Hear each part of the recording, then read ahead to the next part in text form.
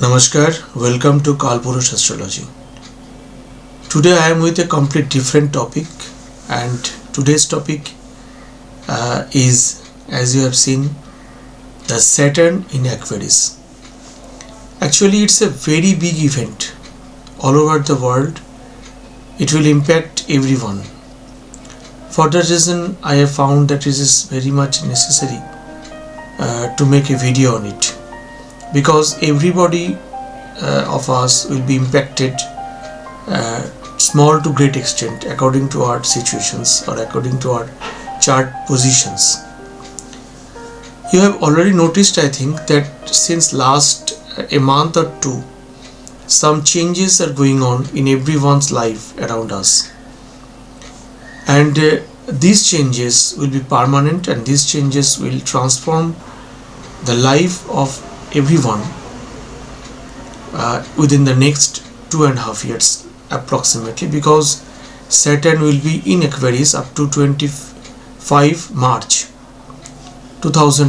March, and Saturn is entering into Aquarius in actually it has entered previously, then up by retrograde motion it was in Capricorn, and it will entering next in January.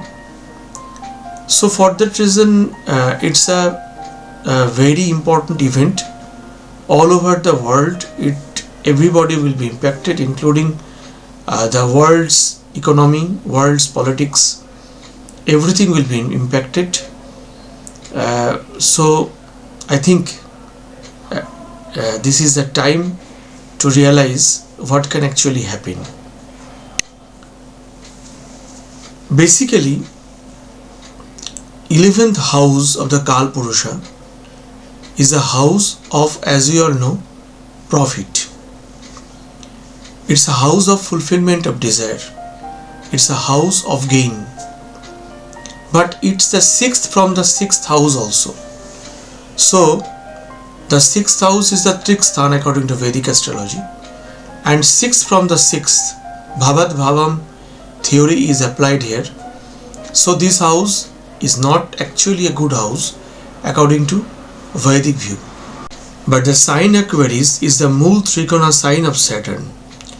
So it's a very good sign according to Saturn's point of view. But in Kalpurusha and individual charts, it will differ. So first, what prediction from overall we can say that Saturn, we know that Saturn is a planet of equality. Saturn is the planet of justice.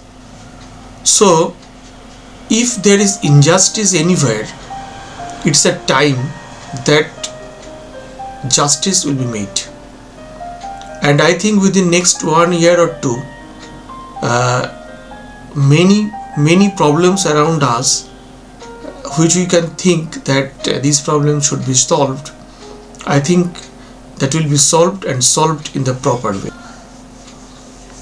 पिछले 2-2.5 साल में जो धन का जो एक अंतर हम लोगों ने देखा था कि एक सेक्शन के हाथ में बहुत ज़्यादा धन आ गया था और एक सेक्शन में बहुत प्रॉब्लम्स था, खास करके बेरोज़गारी, खास करके जो injustice हुआ था, social injustice में से in COVID period and after COVID period. मेरे ख्याल से अगले 2 साल में वो injustice जो है वो बहुत हद तक उसका equilibrium state में आ जाएगा, justice होगा, क्योंकि Saturn in Aquarius will be a justice giver. ये था overall view मेरा कैसा जाएगा. अब इंडिविजुअल इंसान की बात करते हैं, हम सब की बात करते हैं. देखिए, हम जानते हैं 12 राशि है, तो सैटर्न का ट्रांजिट का इफेक्ट मेनली डिपेंड करेगा हमारा एसेंडेंट क्या है, नंबर 1. नंबर 2, हमारा मून साइन क्या है, यानी हमारी कौन सी राशि है. एसेंडेंट मतलब लगन क्या है, मून साइन मतलब राशि क्या है. और 3, कुंभ में एक्वेरियस हमारे चार्ट में जहाँ पर भी हो वहाँ पर सर्वाष्टक वर्ग का कितना पॉइंट्स है, और इंडिविजुअली और कौन से प्लैनेट्स कहाँ पर बैठा है। मेनली ये 3-4 चीज़ के ऊपर रिजल्ट्स इंडिविजुअली वेरी करेगा। फिर भी हम हर एक कुंडली को एक बार लेते हैं, एरीज से लेके मीन तक, पाइसिस तक, और एक बार देखने की कोशिश करते हैं कि सैटर्न 11th हाउस जो कालपुरुषा का है, मतलब कुंभ में है, तो कुंभ उन व्यक्तियों के, मतलब हम सब के कहाँ कहाँ पर होंगे चार्ट में, और कुंभ जहाँ पर होगा वहाँ से ये चार्ट को कैसे इफेक्ट करेगा। एक बार इंडिविजुअली लगन वाइज या तो मून साइन वाइज, राशि वाइज एक बार इसका आलोचना करते हैं। लेकिन ये चीज़ ध्यान में रहे, अगर कुंभ में आपकी सर्वाष्टक वर्गा का पॉइंट्स कम है, जितना रहने का दरकार है अकॉर्डिंग टू भावा, अगर वहाँ से पॉइंट्स बहुत ही कम हैं तो सर्वाष्टक वर्गा में इनको हम बोलते हैं क्वांटम डाउन, तो ये ट्रांजिट खराब जाएगा।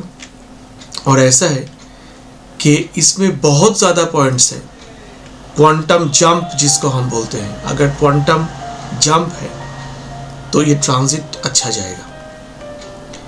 लेकिन सर्वाष्टक वर्ग के साथ हमको बाकी प्लैनेट्स का भी सिचुएशन देखना है, खास करके दशा का भी देखना है कि आपके कौन से दशा अभी ऑपरेटिव है, क्योंकि दशा के ऊपर बहुत कुछ निर्भर करता है। जिनको सैटर्न की दशा ऑपरेटिव है या जिनको किसी भी प्लैनेट्स की दशा ऑपरेटिव हो, जिन प्लैनेट का नक्षत्र लॉर्ड सैटर्न है, तो उनके लिए ये ट्रांजिट बहुत एक महत्वपूर्ण ट्रांजिट होने वाला है, खास करके उनके लिए जिनके लिए 7.5 चल रहा है। तो 7.5 हम जानते हैं, मून साइन के एक साइन पहले मून साइन में और मून साइन के एक साइन बाद 2.5 साल के 7.5 चलता है। तो जनवरी से जो है वो धनु में जो थे उनका 7.5 कंप्लीट हो जाएगा। जो कैप्रिकॉर्न में है, जो कैप्रिकॉर्न जिनका मून साइन है, उनका सेकेंड फेज चालू होगा, और जिनका पाइसिस है, जो एक्वेरियस है, उनका सेकेंड साइन होगा। कैप्रिकॉर्न जो है उनका थर्ड फेज चालू होगा, जो एक्वेरियस है उनका सेकेंड फेज चालू होगा, और जो पाइसिस है, जैसे बहुत पाइसिस में बहुत क्वेरीज आते हैं, तो पाइसिस का 7.5 शुरू हो रहा है पहले फेज। तो ये 3 जो लगन है, ये 3 जो मून साइन है, इनके ऊपर खास करके बहुत इफेक्ट आने वाला है, खास करके कैप्रिकॉर्न, एक्वेरियस और पाइसिस, यानी मकर, कुंभ और मीन। तो एक बार इंडिविजुअली चार्ट को देखते हैं और देख के एक बार हर एक के चार्ट के हिसाब से कैसा रिजल्ट आएगा, एक बार उस पर डिस्कशन करते हैं। इस ट्रांजिट की प्रेडिक्शन हम जब कर रहे हैं तब हमको 2 चीज़ें ध्यान में रखना है। नंबर 1 कि अप्रैल तक, लगभग अप्रैल तक गुरु जुपिटर जो है वो पाइसिस में है, तो जुपिटर का 9th एस्पेक्ट और सैटर्न का 10th एस्पेक्ट एक ही हाउस में होगा। ये हर एक चार्ट के लिए अलग अलग होगा, हम डिस्क्राइब करते जाएंगे। और लगभग नवंबर तक राहु एरीज में है, तो राहु का 5th एस्पेक्ट और सैटर्न का 7th एस्पेक्ट एक ही हाउस में होगा। तो ये दोनों चीज़ों को हमको ध्यान रख के ये प्रेडिक्शन को पूरा चार्ट को देखना है। तो आइए एक बार इंडिविजुअल राशि की या इंडिविजुअल लगन के ऊपर से क्या क्या कहाँ कहाँ इम्पैक्टेड होगा जगह आपके जीवन में, वो एक बार डिस्कस करते हैं। एरीज लगन के लिए या एरीज मून साइन के लिए सैटर्न 11th हाउस में है, तो 11th हाउस में सैटर्न जो है वो बहुत पॉजिटिव यहाँ पर 11th हाउस के लिए है। आप जो एरीज लगन वाले हैं या एरीज मून साइन वाले हैं, इन समय आपका ध्यान लाभ में होगा, आपका ध्यान कुछ अच्छा कुछ प्लानिंग का होगा। और ये आपको अगर 11th हाउस में आपका सर्वाष्टक वर्ग का पॉइंट्स बहुत ख़राब नहीं है तो ये टाइम आपके लिए अच्छा है। लेकिन एक बात यहाँ पर ध्यान देना ज़रूरी है कि हम ओनली जो स्लो मूविंग प्लैनेट्स जो है चारों को हम एक साथ प्रेडिक्ट करें लेके तो ये प्रेडिक्शन अच्छा होता है। अब इस समय जो है देखिए सैटर्न जब जनवरी में कुंभ में जाएगा तब ऑलरेडी पाइसिस में मीन में जुपिटर बैठा है और एरीज में मेष में राहु बैठा है और लिब्रा में केतु बैठा है, मतलब ट्रांजिट में है। तो आप देख रहे हैं जी जो एरीज वाले हैं उनका फर्स्ट हाउस में राहु का और सैटर्न का दोनों प्लैनेट्स का इम्पैक्ट है।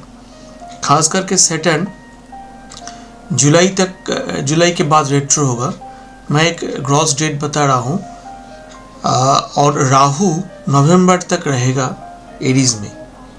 तो आपका जो प्रॉब्लम होगा वो होगा आपके first house related. First house मतलब आपका खुद का मेंटलिटी, आपके खुद के मेंटल हेल्थ, आपके हेड एरिया दिखाता है फर्स्ट हाउस, आपके मेंटल स्फीयर को दिखाता है, आपके स्टेमिना को दिखाता है, आपके ओवरऑल सिचुएशन को दिखाता है। तो सैटर्न का थर्ड एस्पेक्ट इसमें पड़ रहा है और राहु भी है, तो आपके लिए ये टाइम थोड़ा फिजिकली और मेंटली चैलेंजेबल होने वाला है। लेकिन फिफ्थ हाउस जो कि 7th एस्पेक्ट है सैटर्न का और राहु का 5th एस्पेक्ट है, 5th हाउस में भी आपका क्रिएटिविटी है, आपके बच्चे हैं। 5th हाउस से हम आपके जो फॉलोअर्स हैं उनको देखते हैं, स्टडीज़ देखते हैं, तो इनको लेके इम्पैक्ट्स कुछ आएगा। अब ये इम्पैक्ट्स कैसा आएगा, अच्छा होगा कि बुरा होगा, ये डिपेंड करेगा आपके ओवरऑल चार्ट्स के ऊपर। और सैटर्न का जो 10th एस्पेक्ट है वो जाएगा आपके 8th हाउस पे। तो 8th हाउस होता है इनहेरिटेंस का, 8th हाउस होता है 8th हाउस और फर्स्ट हाउस दोनों इफेक्टेड है। तो एरीज वालों के लिए ये टाइम कोई जेनेटिकल डिसऑर्डर या कोई जो पुराना कोई डिजीज़ जो हो उनका क्रॉनिक डिजीज़ वो फ्लेयर अप कर सकता है। ये टाइम उनको इस पे बहुत ध्यान देना है। बाकी 8th house investment, 8th house और 5th हाउस दोनों एक्टिव हो रहा है। तो रिसर्च में अगर एरीज वाले हैं तो उनके लिए ये टाइम बहुत एक रिमार्केबल टाइम हो सकता है। लेकिन मैं फिर भी बता रहा हूँ कि इंडिविजुअल प्लैनेट्स का जो पोजीशन और जो दशा चल रहा है उसके ऊपर ये टोटल प्रेडिक्शन कंप्लीट हो सकता है। हम ओवरऑल एक पिक्चर दे सकते हैं कि कहाँ कहाँ पर आपके लाइफ में इन्फ्लुएंस आ सकता है। ये इन्फ्लुएंस अच्छा होगा कि बुरा होगा, ये डिपेंड करेगा इंडिविजुअल चार्ट्स के ऊपर। एरीज वालों के लिए 8th हाउस पे जुपिटर का 9th एस्पेक्ट और सैटर्न का 10th एस्पेक्ट आ रहा है। इनको हम बोलते हैं बहुत ही एक इम्पॉर्टेंट कुछ इवेंट्स आपके इस समय 8th हाउस के सिग्निफिकेशंस के ऊपर हो सकता है, क्योंकि ये जो कॉन्जॉइंट ट्रांजिट है ये बहुत इम्पॉर्टेंट है एस्ट्रोलॉजी में, खास करके वैदिक एस्ट्रोलॉजी में इनका बहुत बड़ा इन्फ्लुएंस माना जाता है। तो 8th हाउस होता है हमारे इनहेरिटेंस का, 8th हाउस होता है अनएक्सपेक्टेड गेन या अनएक्सपेक्टेड लॉस का, 8th हाउस होता है सडन चेंजेस का, 8th हाउस होता है कोई property, investment, insurance, banking, 8th house होता है रिसर्च का, 8th हाउस होता है वाइफ के प्रॉपर्टी का, 8th हाउस होता है फादर के लॉस का, 8th हाउस होता है मदर के जो चिल्ड्रन है उनका, 8th हाउस होता है हमारे संतान जो है उनके 4th हाउस। तो ये सब व्यक्ति जो है उनके जीवन में इन घटना को, इन हाउसेस जो सिग्निफिकेशंस के ऊपर से उनको भी जो इफ़ेक्ट उनको मिलता रहेगा। लेकिन नेटिव को 8th हाउस से रिलेटेड कुछ इवेंट्स घटने का बहुत चांसेस है, खास करके जब तक जुपिटर पाइसिस में है तब तक। और जुपिटर पाइसिस से जब चला जाएगा, जुपिटर पाइसिस से जब एरीज में जाएगा, तब भी देखिए जुपिटर आपके फर्स्ट हाउस को इफेक्ट करेगा, तो आपके जीवन में चेंजेस कुछ आएगा। और फर्स्ट हाउस में राहु है और सैटर्न का 10th एस्पेक्ट 8th हाउस पे आ रहा है, तो 8th हाउस आपके लॉन्ग टर्म डिजीजेस भी दिखाता है। तो ये टाइम आपके लिए बहुत ही इम्पोर्टेंट एक टाइम होने वाला है 8th हाउस के सिग्निफिकेंस के हिसाब से। जब तक सैटर्न रेट्रो नहीं होगा तब तक ये इवेंट होने का बहुत बड़ा चांसेस है। मेष के बाद बात करते हैं वृषभ का, टॉरस का। टॉरस में सैटर्न 10th हाउस में होगा ट्रांजिट में, और टॉरस के लिए सैटर्न योग कारक है, तो ये बहुत अच्छा न्यूज़ है सैटर्न वालों के लिए। लेकिन यहाँ पर भी सैटर्न का 3rd एस्पेक्ट जाएगा 12th हाउस पे, जो है आपका बेडरूम, जहाँ पर राहु भी ट्रांजिट कर रहा है। और सैटर्न का 10th एस्पेक्ट आएगा आपके 7th हाउस पे, जो कि आपके स्पाउस है। तो आपके लिए ये टाइम रिलेशनशिप और जो फैमिली का जो बॉन्डिंग है उन पे इफ़ेक्ट्स ला सकता है, क्योंकि जुपिटर का 9th एस्पेक्ट और सैटर्न का 10th एस्पेक्ट जो हम देखते हैं, वो कॉन्जॉइंट जो एस्पेक्ट है वो आपको 7th हाउस में दिखा रहा है, और सैटर्न का 3rd एस्पेक्ट 12th हाउस पे जा रहा है। तो आपके कॉन्जुगल लाइफ का, ये आपके जो पार्टनर है उनके साथ आपके रिलेशंस में प्रॉब्लम आएगा, क्योंकि सैटर्न का 7th एस्पेक्ट आपके 4th हाउस पे जा रहा है, जहाँ पर राहु का भी 5th एस्पेक्ट आ रहा है। तो 4th हाउस जो है ये मन का हाउस है, मेंटल पीस का हाउस है, और इस हाउस में अगर राहु और सैटर्न दोनों का एस्पेक्ट जा रहा है, तो ये आपके मेंटल पीस के लिए, आपकी प्रॉपर्टी के लिए, आपके व्हीकल के लिए, आपके मदर के लिए ये टाइम थोड़ा डिफ़िकल्ट रहेगा। क्योंकि हम जानते हैं एक बेसिक चीज़ को सैटर्न, जहाँ पर जो हाउस में सैटर्न रहता है वहाँ से सैटर्न आपको जस्टिस देता है, उस हाउस को प्रोटेक्ट करता है। लेकिन सैटर्न का एस्पेक्ट जिस हाउस में पड़ता है, सैटर्न का 3 एस्पेक्ट है, 3rd, 7th एंड 10th, उस हाउस से लेके हमको परेशानी झेलना पड़ता है। तो इसलिए टॉरस वालों को अपने मेंटल हेल्थ, अपने प्रॉपर्टीज़, क्योंकि 4th हाउस प्रॉपर्टीज़ का भी है, 4th हाउस व्हीकल का भी है, mental peace, mental health, mother, और आपके पार्टनर, आपके रिलेशंस, आपके फैमिली लाइफ, इन सब में आपको दिक्कतें आ सकता है। आपके बिजनेस में भी ये इफेक्ट डाल सकता है, क्योंकि 7th और 12th दोनों एक्टिव हो रहा है, तो बिजनेस में भी आपको इफेक्ट्स आएगा। अब कैसा इफेक्ट्स होगा इसको बताने के लिए इंडिविजुअल चार्ट्स की ज़रूरत है, लेकिन ये टाइम आपको इन विषय में आपको बहुत ध्यान में रख के काम करना है। नेक्स्ट चलते हैं जेमिनी में।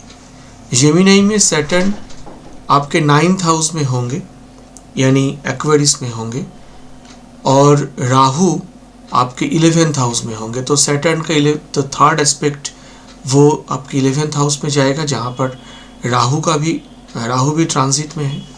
तो आपके 11th हाउस जो है, आपके एल्डर सिबलिंग्स, आपके जो प्रॉफिट, आपके लाभ, आपके डिज़ायर्स, इनमें से प्रॉब्लम्स आने का चांसेस है। राहु का 5th एस्पेक्ट और सैटर्न का 7th एस्पेक्ट जा रहा है आपके 3rd हाउस पे।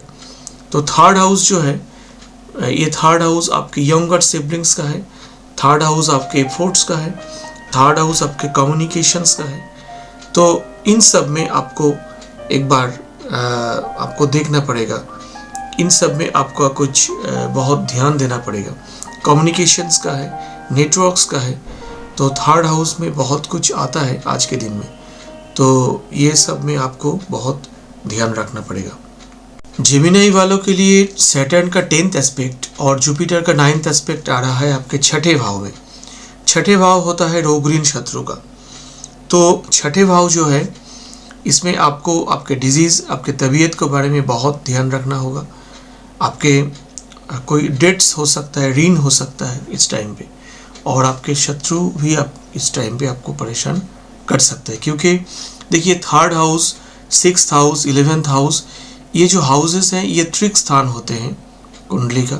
तो इन भाव एक्टिव हो रहा है, तो ये सब स्थान में आपको बहुत ध्यान रखना होगा। लेकिन मैं बार बार जो कहता हूँ कि अष्टक वर्ग का पॉइंट्स कितना है, कहाँ पर, और कौन से प्लैनेट्स आपके चार्ट में कहाँ पर है, और दशा क्या चल रहा है, ये सबसे बड़ा जो फैक्टर है। इनके ऊपर से ट्रांजिट का इफेक्ट्स हम लेते हैं। फलदीपिका में ऐसे ही कहा गया है कि इंडिविजुअल दशा के ऊपर से जो है उसके ऊपर हम ट्रांजिट को देखेंगे। मैं प्योरली वैदिक की बात कर रहा हूँ, तो वैदिक में ऐसे ही माना गया है। इसलिए सिर्फ ट्रांजिट के ऊपर कोई प्रेडिक्शन खराब जाएगा अच्छा जाएगा बताना मुश्किल है, लेकिन हम स्फेयर बोल सकते हैं किन किन जगह में आपके लाइफ में चेंजेस आएगा, वो जगह आपको बहुत ध्यान से देखना है।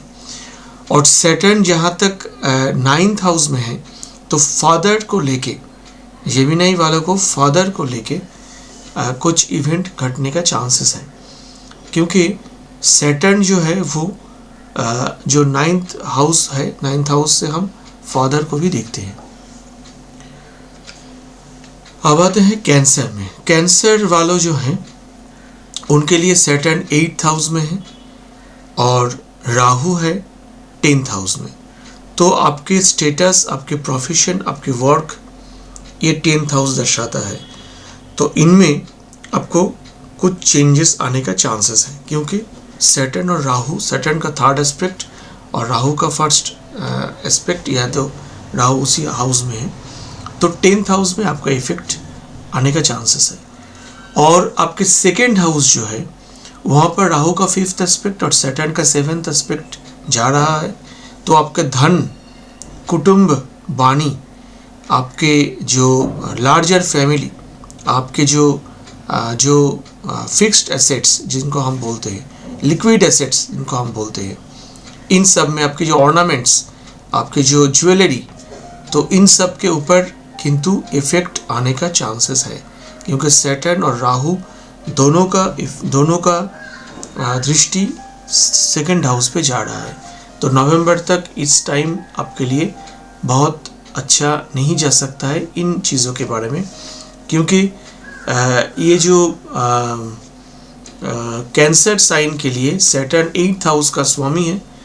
तो और 8th हाउस का स्वामी जब 8th हाउस के ऊपर से गोचर कर रहा है, तो अनएक्सपेक्टेड सडन चेंजेस आपके करियर में, अनएक्सपेक्टेड सडन चेंजेस आपके जो लिक्विड एसेट्स है उनमें आने का चांसेस है। और सैटर्न का 10th एस्पेक्ट और जुपिटर का 5th एस्पेक्ट आपके 5th हाउस पे जा रहा है।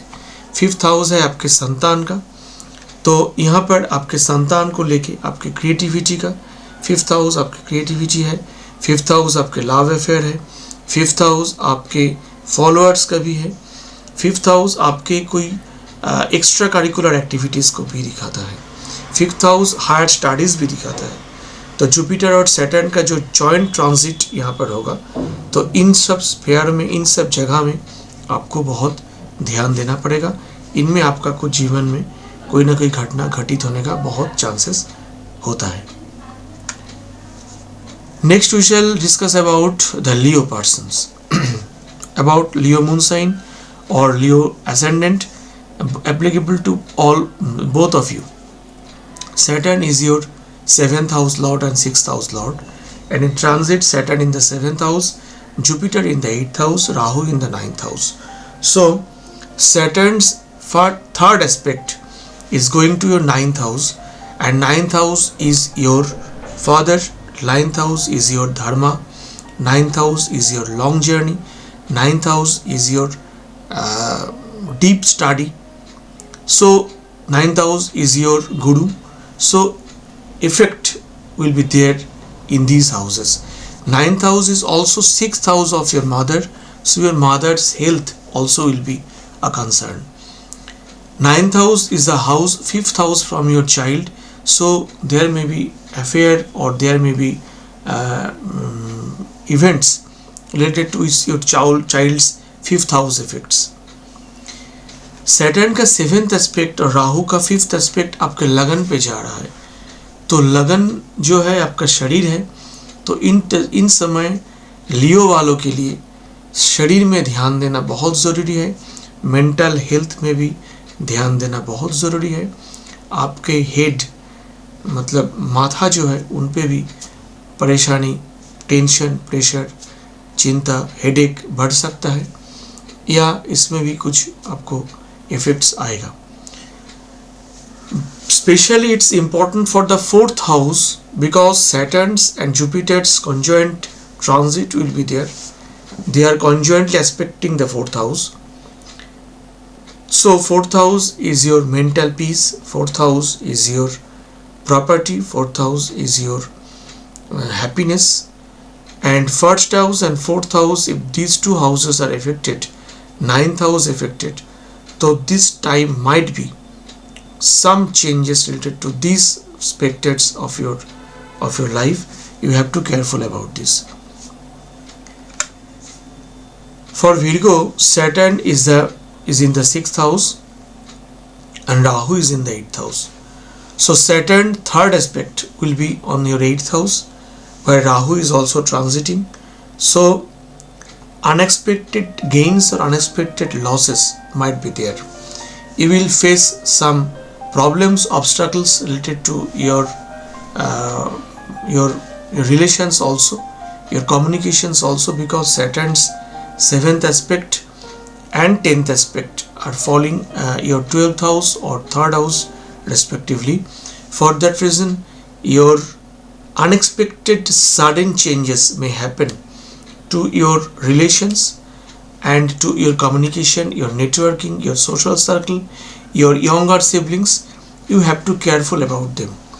Also, Jupiter and Saturn's 10th aspect is going to your 3rd house.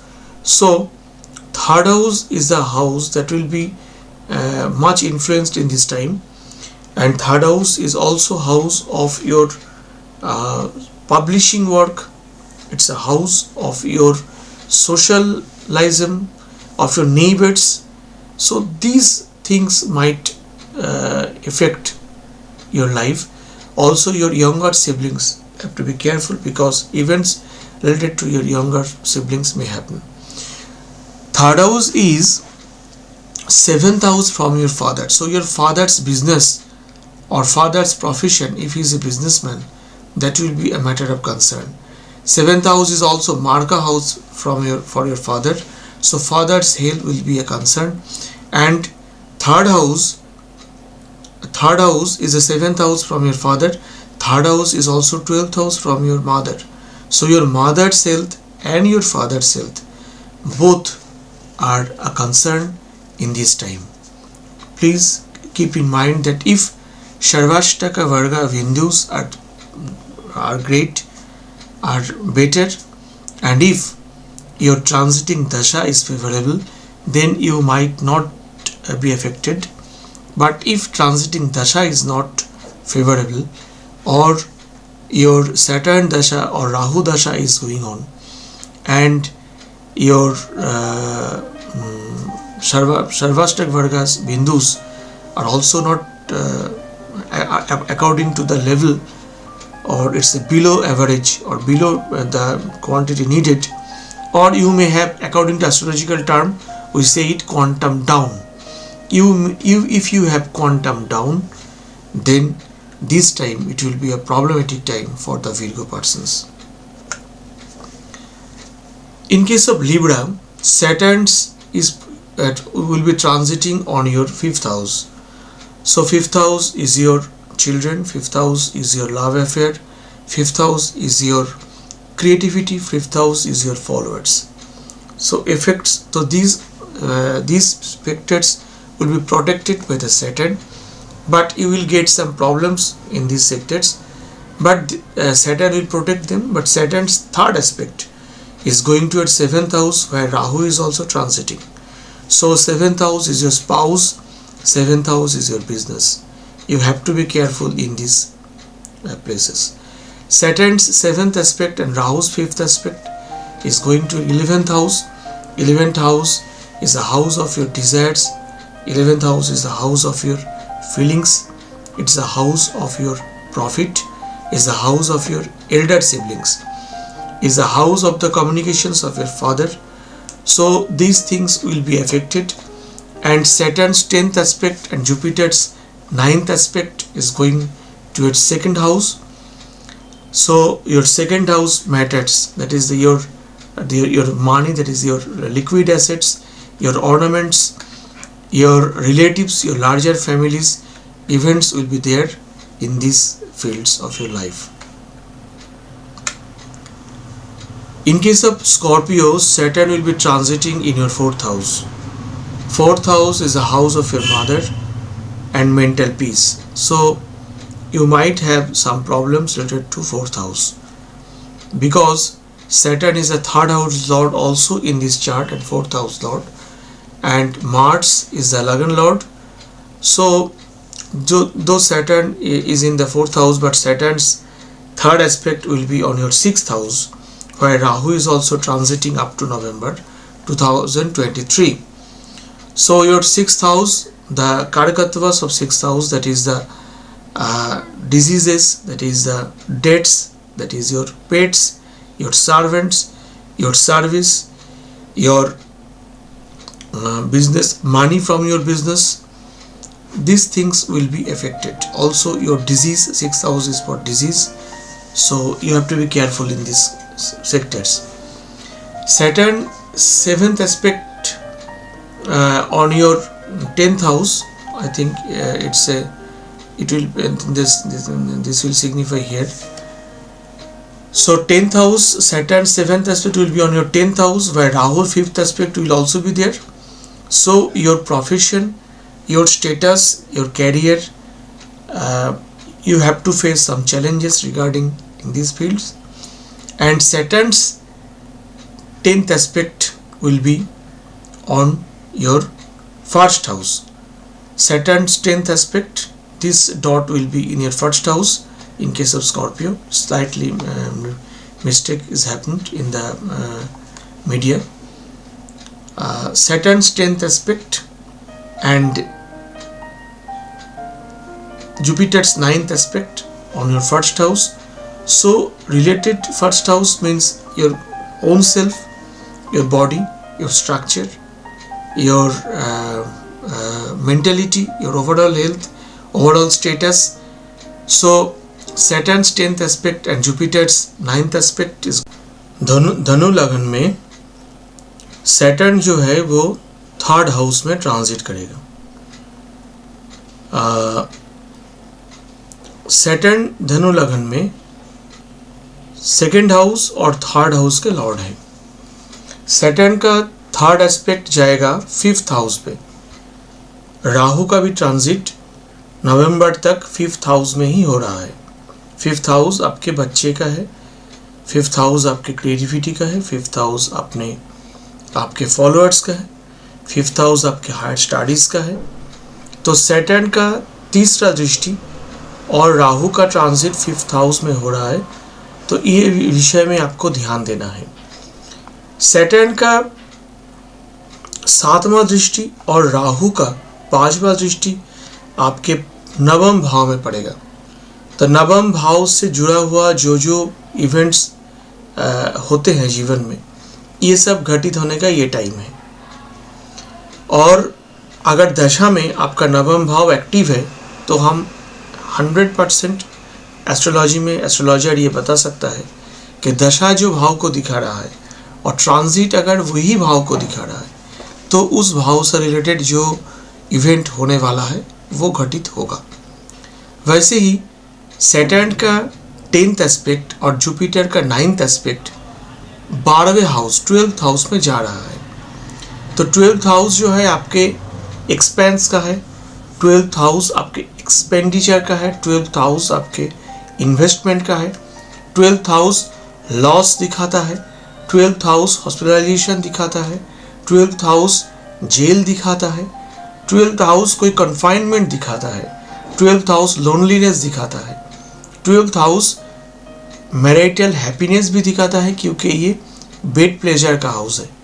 तो अगर आपके दशा में 12th हाउस के रिलेटेड कोई दशा आपका चल रहा है और ट्रांजिट, जॉइंट ट्रांजिट अगर 12th हाउस के ओर इशारा कर रहा है तो हम बता सकते हैं कि ट्रांजिट के जो दशा के जो रिजल्ट वो आपको उस हाउस से जुड़ा हुआ मिलेगा। और सैटर्न का यहाँ पर 3rd हाउस में होना ये दर्शाता है कि आपके सैटर्न का जो आपके जो 3rd हाउस है इनसे रिलेटेड जो इक्विलिब्रियम है वो आपके जीवन में आएगा। 3rd हाउस का कारकत्व जो है उन सब में आपको इक्विलिब्रियम लाने का बहुत ज़रूरत है, डिसिप्लिन्ड होने का बहुत ज़रूरत है। आते हैं कैप्रिकॉर्न में। कैप्रिकॉर्न में सैटर्न 2nd हाउस और 1st हाउस का लॉर्ड है और कैप्रिकॉर्न में सैटर्न ट्रांजिट में 2nd हाउस में है तो आपका जो लिक्विड एसेट्स है उनको प्रोटेक्ट करेगा, आपके लार्जर फैमिली को प्रोटेक्ट करेगा। लेकिन आपको आपके लार्जर फैमिली के ऊपर, आपके वाणी के ऊपर, आपके खान पान के ऊपर बहुत माइन्यूटली आपको ये सब चीज़ें में नज़र रखना है क्योंकि यहाँ पर कोई गड़बड़ी आप ना कर दे क्योंकि सैटर्न यहाँ पर ट्रांजिट हो रहा है। सैटर्न का 3rd एस्पेक्ट और राहु का ट्रांजिट आपके 4th हाउस में हो रहा है तो आपके मन, आपकी माताजी, आपकी एसेट्स जो अचल संपत्ति है वो जो आपकी व्हीकल है, गाड़ी है, इन सब में इफेक्ट्स आएगा। 4th हाउस जो है वो आपके बच्चे का, अगर आपके कोई बच्चे हैं तो उनका भी 12th हाउस है तो उनको अगर शादी हो गया हो तो उनके शादी के जीवन का कोई घटना घटित होने का चांसेस है। सैटर्न का 7th एस्पेक्ट और राहु का 5th एस्पेक्ट आपके 8th हाउस पे जा रहा है तो 8th हाउस आपके इनहेरिटेंस का है, 8th हाउस अनएक्सपेक्टेड गेन और लॉस का है, 8th हाउस अचानक कोई घटना घटित होने का है, 8th हाउस आपको पैटर्नल प्रॉपर्टी या आपके कोई मरे हुए व्यक्ति का प्रॉपर्टी आपको मिलने का चांसेस यहाँ पर दिखाता है क्योंकि बहुत इंटरेस्टिंगली 4, 8 और 11 सैटर्न का 3 एस्पेक्ट ये 3 हाउस में जा रहा है जो कि प्रॉपर्टी मिलने का योगा भी दिखाता है। अगर आपकी सैटर्न का दशा अपडेट कर रहा हो या आपको जो प्लैनेट का दशा अभी चल रहा हो उसके नक्षत्र लॉर्ड सैटर्न हो और सैटर्न का जो सबलॉर्ड हो, अगर हम केपी में बोले तो वो ये हाउस में आपको इस हाउस को दिखाता है और अगर हम पराशरी में बोले या वैदिक प्योर वैदिक में बोले तो सैटर्न का नक्षत्र लॉर्ड अगर जो प्लैनेट आपको सपोज आपको केतु का दशा चल रहा है और केतु अनुराधा में है यानी सैटर्न में है तो और सैटर्न आपको 4, 8 और 11 दिखा रहा है। केतु आपके 11वें हाउस में या 10th हाउस में बैठा है या 4th हाउस में केतु है तो ये सब दर्शाता है कि आपके जीवन में प्रॉपर्टी के रिलेटेड कोई इवेंट घटित होने का बहुत बड़ा योग है। तो इन हाउसेस में आपको नज़र रखना है लेकिन 8th और 11th दोनों हाउस अगर एक्टिवेट होंगे तो आपके तबीयत का, आपके क्रॉनिक डिजीज़ का, आपके जो जेनेटिकल कोई डिसऑर्डर आपके हैं उनका ध्यान रखना है। अगर ट्रांजिट में 6th हाउस भी और अगर आपके दशा में 6th हाउस और 12th हाउस भी एक्टिव होता है तो देखिए 6, 8, 11, 12 तो आपके अगर कोई कोर्ट केस है उनके लिए भी आपको प्रॉब्लम्स यहाँ पर दिखाई देता है। तो दशा का प्लैनेट और ट्रांजिट का प्लैनेट दोनों मिलके रिजल्ट देगा। आते हैं एक्वेरियस में। एक्वेरियस में सैटर्न जो है वो अभी 1st हाउस में ट्रांजिट करेगा। सैटर्न का जो 3rd एस्पेक्ट है वो आपके 3rd हाउस पे जाएगा जहाँ पर राहु का ट्रांजिट है। सैटर्न का 7th एस्पेक्ट आपके 7th हाउस पे और 10th एस्पेक्ट आपका 10th हाउस पे जाएगा। तो इतने समय से आप अगर ये टोटल ये वीडियो सुने तो आपको आप समझ सकते हैं कि जीवन में कौन से स्फेयर है जहाँ पर आपका कोई इवेंट घटित होने वाला है। आपके थर्ड हाउस है आपके यंगर सिबलिंग्स का, आपके कम्युनिकेशंस का, आपके नेटवर्किंग का, आपके पब्लिशिंग का। सेवेंथ हाउस है आपके स्पाउस का, अपने बिजनेस का, आपके बेटे की या आपकी बेटी जो है उनके कम्युनिकेशंस का। और टेंथ हाउस है आपके स्टेटस का, आपके प्रोफेशन का। टेंथ हाउस आपके में जो बेटा है और जो बेटी है उनके सिक्स्थ हाउस है, आपके फादर के सेकंड हाउस है, आपके मादर के सेवेंथ हाउस है। तो ये सब जो कारकत्व है इन सब घर में, इनको लेके आपको कोई इवेंट घटित होने का चांसेस है। लेकिन सैटर्न लगन लॉर्ड है एक्वेरियस में, और लगन लॉर्ड का जो दशा चलता है, ये मैंने देखा है कि लगन लॉर्ड का दशा या लगन लॉर्ड का ट्रांजिट कुछ कभी कभी प्रॉब्लम बहुत ज़्यादा क्रिएट करता है। तो आपको बहुत सावधानी रखना है ये समय में। और इंडिविजुअल चार्ट जैसा है, अष्टक वर्ग का पॉइंट्स आपका कैसा है, आपका मून कहाँ पर है, चंद्रमा कहाँ पर है, चंद्रमा के ऊपर सैटर्न का क्या इफेक्ट आ रहा है, ये टोटल चीज़ें ध्यान में रख के फिर इंडिविजुअल प्रेडिक्शंस में जाना होता है। लेकिन ओवरऑल अगर हम बताएं तो आपके इन जगह में आपके जीवन में इफेक्ट होने का बहुत बड़ा चांसेस है। लास्ट आते हैं पाइसिस यानी मीन राशि में। मीन राशि में सैटर्न 12वें हाउस में है। सैटर्न का तीसरा जो दृष्टि है वो आपके दूसरे भाव में पड़ रहा है जहाँ पर राहु का ट्रांजिट है। और सैटर्न का 7th एस्पेक्ट जो है आपके 6th हाउस में पड़ रहा है। और सैटर्न का 10th एस्पेक्ट और जुपिटर का 9th एस्पेक्ट आपके 9th हाउस में पड़ रहा है। तो आपके धन, कुटुंब, वाणी को लेके, आपके रोग, ऋण, शत्रु को लेके, और आपके फादर, आपके धर्म, आपके लॉन्ग जर्नी, आपके हायर स्टडीज़, आपके स्पिरिचुअलिटी, इन सब को लेके इवेंट घटित यहाँ पर होने का चांसेस बहुत दिख रहा है। अगर दशा उसी की ओर लेके जाता है और ट्रांजिट भी अगर वही दिखाता है तो ये समय आपको ये घटना में आपके जीवन जाएगा। और सैटर्न का और जुपिटर का जॉइंट ट्रांजिट 9th हाउस में दिख रहा है। तो आपके फादर के जीवन में या आपके जो आपके गुरु हैं उनके भी जीवन में कोई ना कोई घटना यहाँ पर, बहुत रिमार्केबल कोई ना कोई घटना यहाँ पर घटित होगा। तो उम्मीद है कि आपको ये वीडियो अच्छा लगा। मैं एक्चुअली ओवरऑल पॉपुलेशन को 12 भाग में डिवाइड करके उनका भविष्य बताने का फेवर में नहीं हूँ, लेकिन ये ट्रांजिट जो है ये बहुत इम्पोर्टेंट है। इस ट्रांजिट से हम सब के जीवन में कोई ना कोई प्रॉब्लम या कोई ना कोई सल्यूशन आएगा। खास करके एक टाइम है जून तक, एक टाइम है नवंबर तक तो बहुत ध्यान देना है। और जुपिटर और सैटर्न का जॉइंट ट्रांजिट तो अप्रैल मई तक है।